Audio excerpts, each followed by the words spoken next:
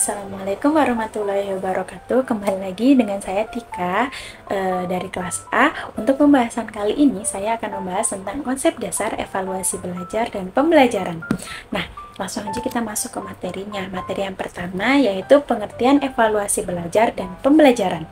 Secara etimologi, evaluasi berasal dari bahasa Inggris yaitu evolution, dari akar kata value yang berarti nilai atau harga.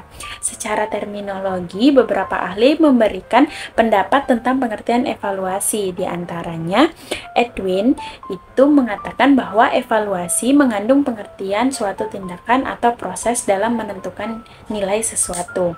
Yang kedua ada Kebib Toha, itu dia mendefinisikan bahwa evaluasi merupakan kegiatan terencana untuk mengetahui keadaan objek dengan menggunakan instrumen dan hasilnya dibandingkan dengan tolak ukur untuk memperoleh kesimpulan. Nah, selanjutnya itu ada ruang lingkup evaluasi pembelajaran. Nah, secara umum, ruang lingkup evaluasi pembelajaran dan pembelajaran dapat dilihat dari ruang lingkup proses pendidikan sebagai suatu sistem. Seperti diketahui bahwa evaluasi adalah bagian dari proses pendidikan secara menyeluruh. Nah, selanjutnya itu ada kedudukan evaluasi dalam proses pendidikan. Nah, menurut Davis, evaluasi dalam pembelajaran dilakukan karena memungkinkan untuk yang pertama mengukur kompetensi atau kapabilitas siswa. Yang kedua, menentukan tujuan. Yang ketiga, memutuskan ranking siswa. Yang keempat, memberikan informasi kepada guru. Dan yang kelima, ada merencanakan prosedur. Nah, syarat-syaratnya umum sendiri dari evaluasi itu ada 5. Yang pertama, validitas. Yang kedua, reliabilitas. Yang ketiga, objektivitas. Yang keempat, praktibilitas. Dan yang terakhir ada ekonomis. Nah, materi satu lagi adalah tujuan evaluasi. Tujuan evaluasi itu adalah suatu kegiatan di mana dilakukan sengaja dan bertujuan. Kegiatan evaluasi sendiri dilakukan dengan sadar oleh guru dengan tujuan untuk memperoleh kepastian mengenai keberhasilan belajar siswa dan memberikan masukan kepada guru mengenai apa yang dia lakukan dalam pengajaran.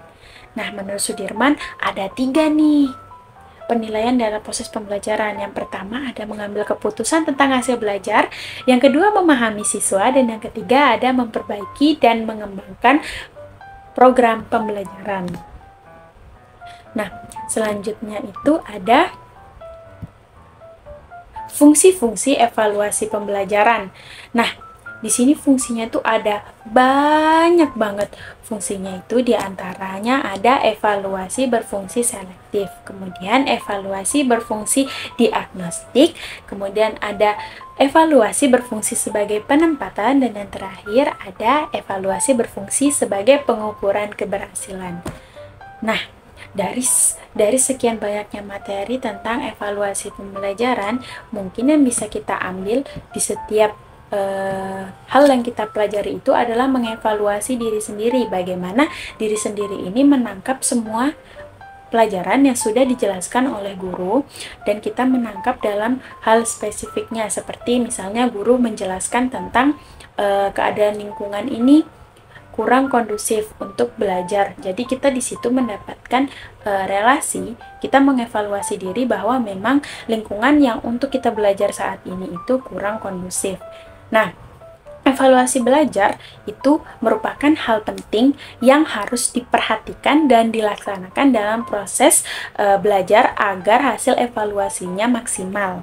Nah, selain itu, kegiatan evaluasi dilaksanakan melalui beberapa tahap yang meliputi evaluasi dalam satu kegiatan, evaluasi setelah beberapa kali pertemuan, dan evaluasi setelah menyelesaikan pembelajaran.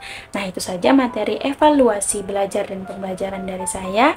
Jika ada salah kata saya mohon maaf. Saya akhiri. Wassalamualaikum warahmatullahi wabarakatuh.